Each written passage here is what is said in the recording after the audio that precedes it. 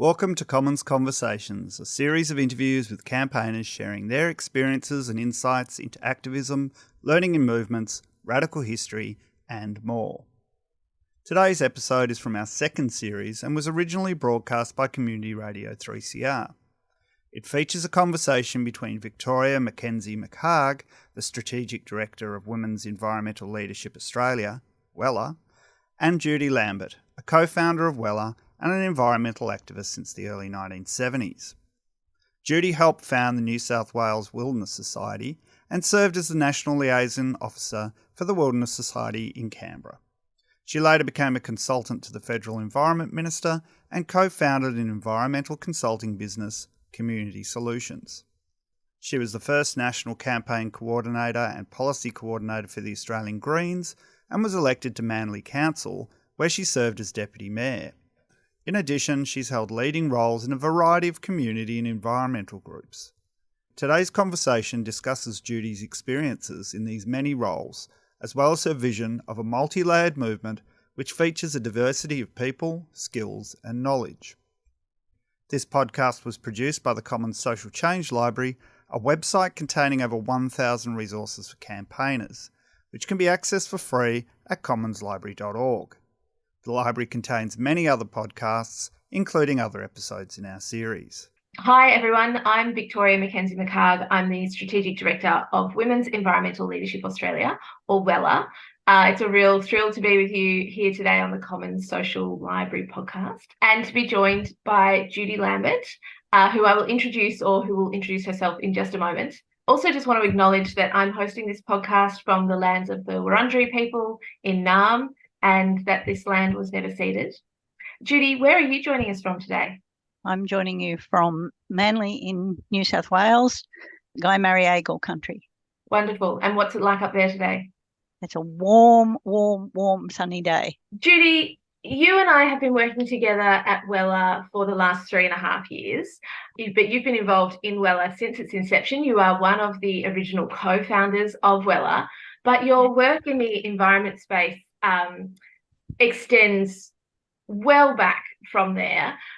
Tell us about your career and your story, where you've come from. Well, I guess my environmental story started with the lead up to the Franklin Dam campaign. We'd been living overseas and working for 3 years, came back and saw a local community event in Sydney that was inviting people to come to an information night about the Franklin River. And that was 1977 or 8, and it turned out to be a recruiting night for the early days of the Franklin River campaign. And so in one way or another, I've been involved in various wonderful environmental campaigns ever since. 4-decade history. Is it that long? That's scary. Yes. And we're having this interview at a fairly auspicious time in that you have just stepped down from the WELA board. And so you were a co-founder of WELA in 2016, was it the first year of the WELA leadership program running. You helped shepherd through the expansion of WELA, forming a new organisation, joining the inaugural board, and now actually stepping back from that and moving on so that you're creating space for the next wave of women and gender diverse leaders.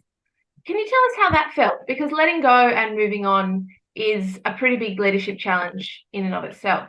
Oh, no, it just feels wonderfully rewarding. It was great to be part of getting WELA established, but we've reached a point where it's onwards and upwards from here, and the board needs a greater diversity, which we've worked hard to get and are getting there, and also younger, more currently oriented people than I am. People who have been around for as long as I have need to pass the baton on for the future of organisations, and I'm so optimistic about WELA's new board and its staff. The staff team has grown under Vic's leadership. Thank you, Vic. And it's just so rewarding. It's way beyond my expectations of what WELA could get to at this point. Judy, it's been I've said at the start, it's been a real pleasure and an honour to be working alongside you. And for the listeners who don't know your history, I think it's important for us to draw that out, because I know I have previously described you, and I hope not too rudely, as one of the hardest working women in the environment movement that no one has ever heard of. Now, that's not very untrue on one level, because you have extensive networks and influence in the spaces that you've been in, but compared to the level of work and effort and impact that you have created for our environment over 4 decades, that just does not match up to the recognition for that work that exists in the public sphere or the movement. I'd love if you can tell us a little bit more about some of the projects and the campaigns that you've been involved in. Okay. Well, I have sort of wandered around a lot in the movement. As I said, we were very much involved in the Sydney branch of the Franklin Dam campaign. Once that was over, I guess Sydney's part of the Daintree Rainforest World Heritage listing and protection, sure where I went after that. Meanwhile, being a full-time research scientist while I was doing this sort of stuff, became disillusioned with the frustrations of research funding in what at the time I thought was the best scientific work I'd done up to that point. And the Wilderness Society was looking for a new Canberra-based lobbyist. And so with a bit of arm twisting from my husband and from Bob Brown, who was staying with us at the time, I decided that I really was fed up with my battles for good research at Westmead Hospital in those days. It wasn't entirely Westmead's fault, it was funding, and took on the job. No real political training, yes, some activist background, but certainly no formal political training, not a broad knowledge of the internal political system. But I spent the next 3 years being the Wilderness Society's national lobbyist in Canberra, at probably the most rewarding time for the movement in its recent decades of history, I think. I was NLO from 87 to 90, I think it was. So many things happening at that time. It was the move to a Labor government with Graham Richardson as the minister. And whilst we might all have mixed views about some of his activities, he was a very forthright environment minister and great to contribute to programs at that time. And from there, I got asked to join the next Federal Environment Minister staff as a full-time consultant. That was both a rewarding but an incredibly challenging 3 years. At the end of that, I was taking a break before I did anything else. And I'd taken a whole day's break when somebody rang me up and said, what are you going to do next?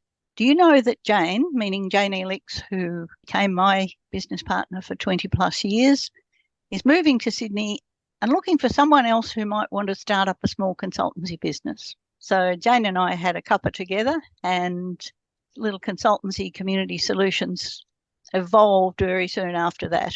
And using Jane's arts, English, languages and women's studies skills and my scientific background largely for the environment, we did a huge diversity of projects together.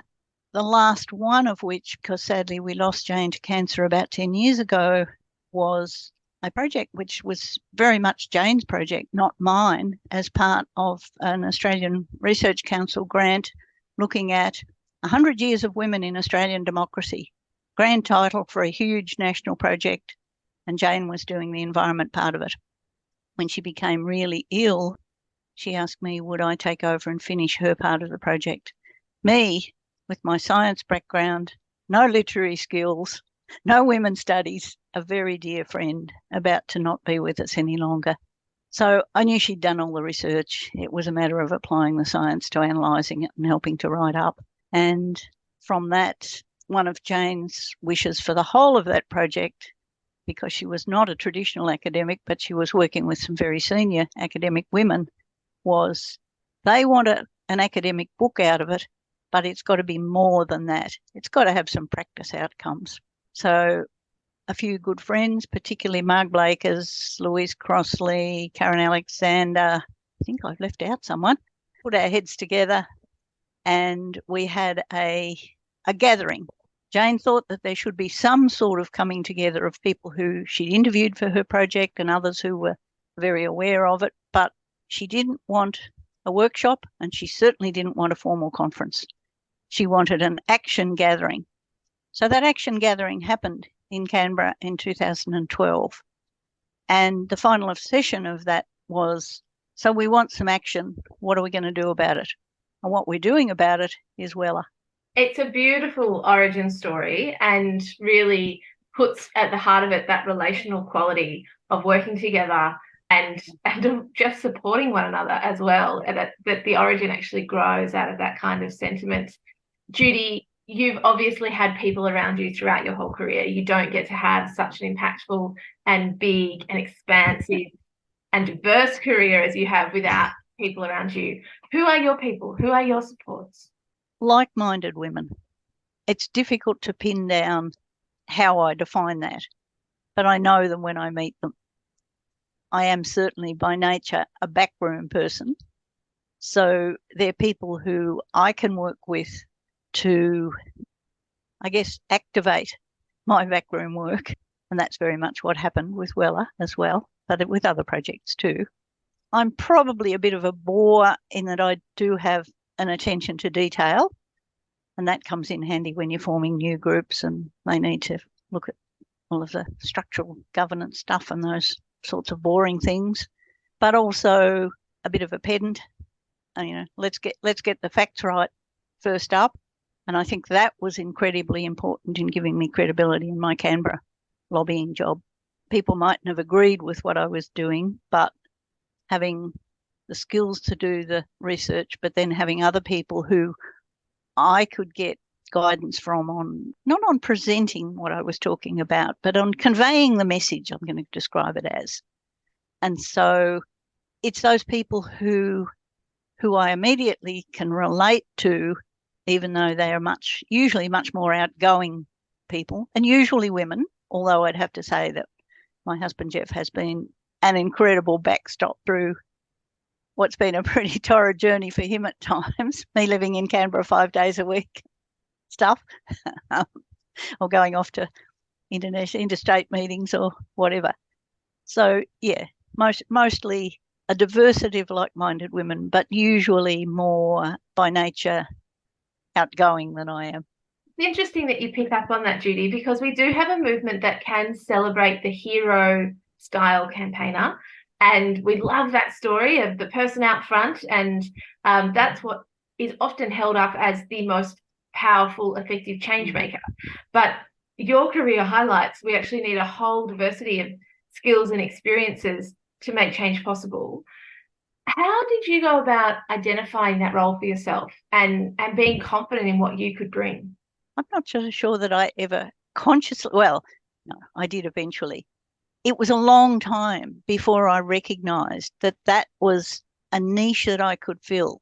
I was very aware way back in the Franklin campaign, or perhaps even before, that environmental campaigns didn't win with just one strand. Or now I encompass climate change in environmental campaigns, but in those days it was much more natural environment focused that I was involved with. But to me, it was always a conscious thing that we weren't going to win just with our upfront activism. And certainly the more I observed the movement, and in those days it was almost entirely outgoing, confident males who were the recognised leaders. And I thought, we need more than that. We need substance behind what we're doing. It's great to make all the grand position statements. We didn't have nearly the protest activism that we have now. The Franklin campaign was famous because it really was the first and biggest of the activism in a very different operating climate to what we have now too, with all the horrendous laws. But I could see early on, without consciously identifying that was where I contributed, that we needed what I used to think of as the backfill. And the backfill needed to be just as solid for us to have credibility as what that upfront stuff did. And I think probably Jane, subconsciously, Jane helped to alert me to the difference in the way that women generally operate compared with the way that men do.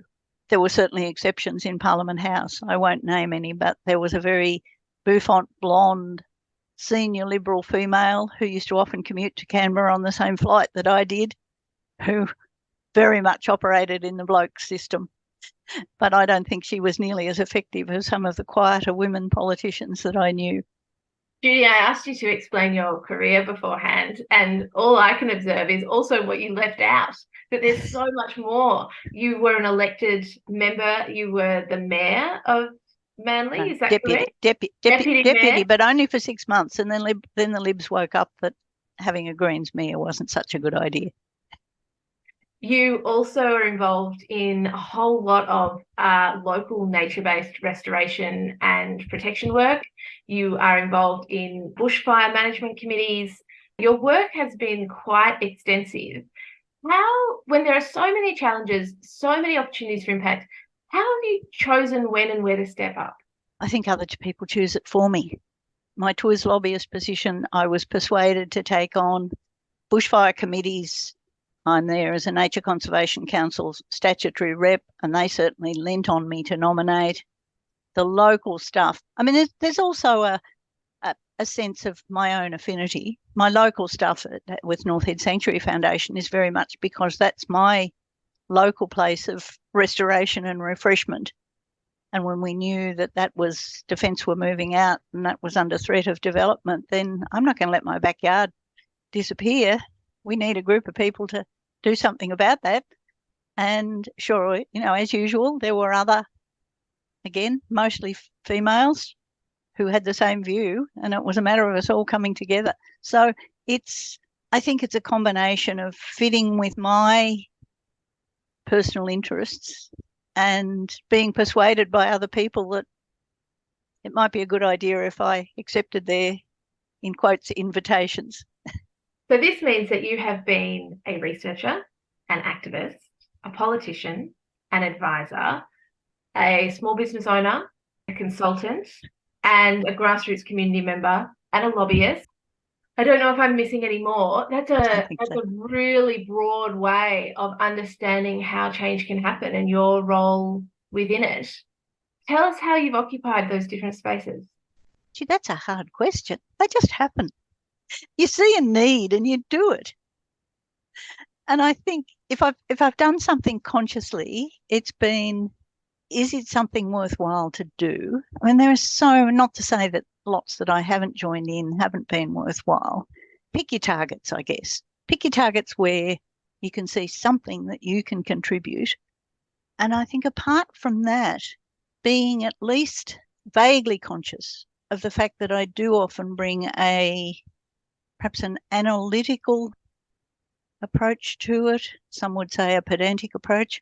I have to admit, I don't any longer participate. I get into trouble from one of my local colleagues that I don't go to nearly enough protest actions. And that's my way of stepping back and saying, hey, I can't do as many things as I used to all at once. I'm not as good at juggling all the balls as I used to be. And that's the first one that I've decided to step back from. I guess stepping down from WELA's board is also partly on that basis, but I think stepping down from WELA's board is much more about we don't need people who are approaching 80 to be board members. WELA's a much more dynamic organisation than that. We often talk about the movement, the environment, climate movement, and quite often I think when people use that term, they're actually just talking about quite a fairly narrowly confined segment, which is often grassroots groups and NGOs. Yet your experience highlights that there's a breadth of work and opportunity far beyond that more narrow definition. How do you think about what makes for a powerful social movement? Oh, that question is one that my answer was very much reinforced in my time working in Canberra, both as Wilderness Society lobbyist and then for the minister. And to me, unless you've got an integrated army with all that diversity, campaigns will struggle. And I think where it came home most to me was probably in Canberra, where finding sometimes quite senior public servants, and not always in the environment portfolio, who were personally very sympathetic to what we were trying to achieve, but who were in positions where they couldn't be overt activists, for example, was hugely important to making gains in what we were trying to achieve. Finding the scientists who had the time and the inclination to work with the movement. And there are some wonderful examples of that all around the country these days. But a lot of research scientists, even back in my scientific research days, were really under pressure to maintain funding for themselves and their research teams. And sometimes it wasn't helpful to their funding to be overtly a greenie activist. But recognising that and being able to use their skills, use it discreetly, was just, to me, such almost an awakening that was as much part of our campaigning as the upfront. The other thing that came out very clearly while Jane was doing her 100 years of leadership was how disparate the environment movement is. And I do think that overall we could be a more powerful force if we could work more collaboratively. Again, that's competition for recognition, for resources, for volunteers, and everybody wants to retain their own identity. But I think sometimes we'd be more powerful if we were more united. On one level, Judy, I couldn't agree with you more and would always support that drive towards collaboration. But I think in that mix of what's holding it back, there's a lot of those barriers, but sometimes there's also just very different strategies. Oh, yeah. And that's kind of okay, isn't it? That's essential. And in fact, I had that debate with Graham Richardson when he was the minister and I was Wilderness Society lobbyist more than once. Graham was of the view that the environment movement should be just like the union movement, and there should be a few heads of the movement that he and other ministers could talk to, and that would reflect, so he tried to convey, what we were all on about. And I could see that we needed the whole spectrum of, ACF lobbyists and myself work closely together. In fact, that's where Jane and I first met each other and worked very closely together. But we deliberately, for our organisation's points of view, had very different approaches. And that diversity and the local grassroots community groups are so much a part of that as well. So yes, we need that diversity. But I think my concern is that given the challenges we face, we don't always talk to each other enough to make sure that that's complementing each other. Judy, throughout all of this work, what's been the hardest thing you've had to deal with or learn? Probably the distress of some of my colleagues working within the political system who received lots of flack when we failed at stages in campaigns. At the time I worked for the Environment Minister, I had two friends who left those jobs in tears after we'd lost battles in Cabinet. Not because we'd lost, but because of the abusive phone calls they got from people that we thought were friends or colleagues. And to me, that was more distressing. It was something that I had to just say, I had to learn to say, I've done my best, we've done our best, move on to the next step. That was, the loggers blockading Parliament House and threatening me and being told that I shouldn't leave by myself after hours when they had their log trucks lined up around Parliament House was, it's kind of just part of the job. As I told a local fisherman who I took out in AVO after I'd been campaigning to get a no-take reserve declared where he fished occasionally, and I was warned that I shouldn't leave. It was while I was on council, I was warned I shouldn't leave council by myself at night by one of his colleagues. And my response to that was, thanks for that, I'll be careful. But if the loggers blockading Parliament House aren't going to stop me, then I'll deal with him. So that kind of stuff was ugly, but not nearly as hard to deal with as attacks from people that you thought were your allies and knew what you were doing. I mean, it is very bruising work. And we know so much of the inter-movement politics is some of the most exhausting, what you're alluding to here. But then you do have very organised, very powerful, and sometimes very aggressive opposition you're taking on. And then you can layer on top of that the pretty extreme existential crisis we are now facing with a climate and biodiversity crisis bearing down on us. How do you hold yourself with such resilience and hope as you keep stepping forward, the next campaign? I say to a lot of my younger friends now, I'm glad I was at the core of campaigning when I was and not now.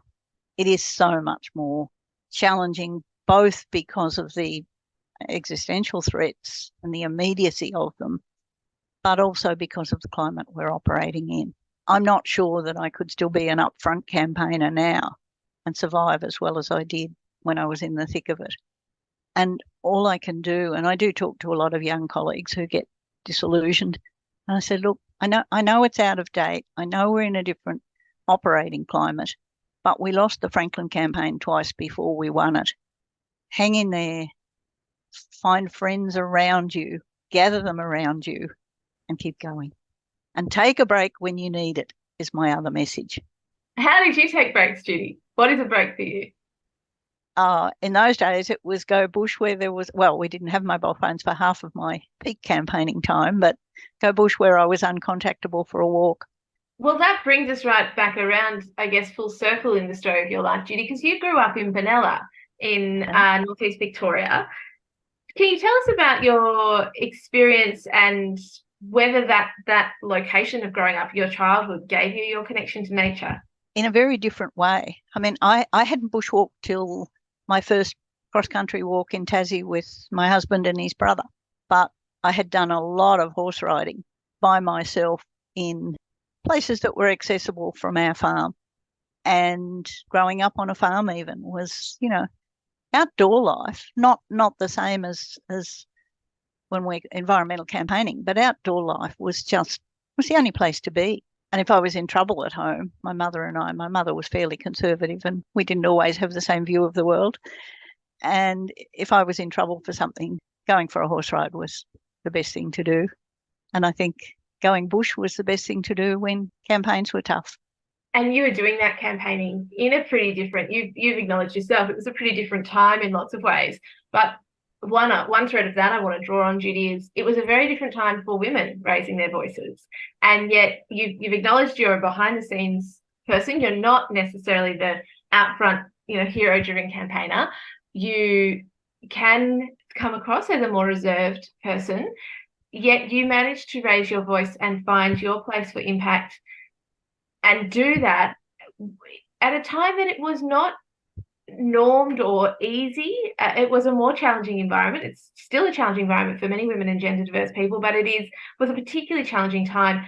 How did you find your voice in that environment, at that time? What helped you recognize the change you could make? I guess a couple of high school teachers who, when I showed much more interest in following whatever we called it, wasn't majoring. My main subjects in my senior high school were certainly science-based subjects. I think our final year at high school, was a very small country high school. There were 8 or 9 year 12s and 2 of us doing science were girls. So that was a good start. I trained in pharmacy before I switched over to research science, and pharmacy is a pretty good science-based profession for women. So you sort of find your feet much more there, find more like-minded female voices. But I do think also growing up as the only girl in a family of 3 siblings and being the oldest, I was much more the farmhand, was just what you did. And so when it came to doing it for the environment, it was just, again, what needed to be done. So Judy, when campaigns do get tough, where do you get support? What do you draw from? I think first and foremost, my own past experiences, and I can always find something to encourage myself out of that. Secondly, certainly my husband, Jeff, is a powerful backup, has more confidence in me than I have, I think. And probably two other women that I've campaigned with over a long time. I mean, Karen Alexander would be one that comes to mind, Louise Crossley when she was with us. Women who have been around campaigning in different but similar ways to what I have. And, you know, they're close enough friends that we can give each other a call and talk about how the world's being pretty crap at the moment and find ways forward, shared ways forward rather than thinking you're marking time and getting nowhere on your own. And also retreats to the bush, to a walk. You talk about the power of a strong group of supportive women around you. And I want to draw you back then to the founders, yourself, Karen Alexander, Margaret Blakers, and of course, Sue Lewis. And what that experience was with the four of you, there was obviously other conversations initially feeding that process, but it was the four of you who really lent in and created that first program. And Holly Hammond from the Commons came on board as a facilitator for that. Lou Duxbury, who got on board and is still our lead facilitator today. But what was that process with the four of you like? I do think it was very much driven by a desire we all knew Jane and knew her well. We wanted to fulfill her hope that ARC funded program would be more than just a book. And she had talked about having a gathering. I think in the early stages of us talking about it, we had hoped that Jane was going to be well enough to join the gathering if we organised it. But that didn't quite happen. But it was really, that was probably the main driving force, and the recognition that the movement, the recognised environment movement was almost exclusively led in the traditional leadership sense by blokes. And we didn't think we were getting the right sort of leadership to get the best possible outcomes. So let's see if the women can do something better. We think we can. And let's do it for Jane. And since then, since that founding moment, many other women have been a part of shaping what is WELA. Cheryl Buchanan, a very powerful First Nations woman who attended that very first retreat and was core to really shaping what the process has become. A whole range of women from diverse backgrounds, sectors, cultural backgrounds, women of colour, and an increasing number of First Nations alum are shaping what the program is. It evolves every year with and because of the participants.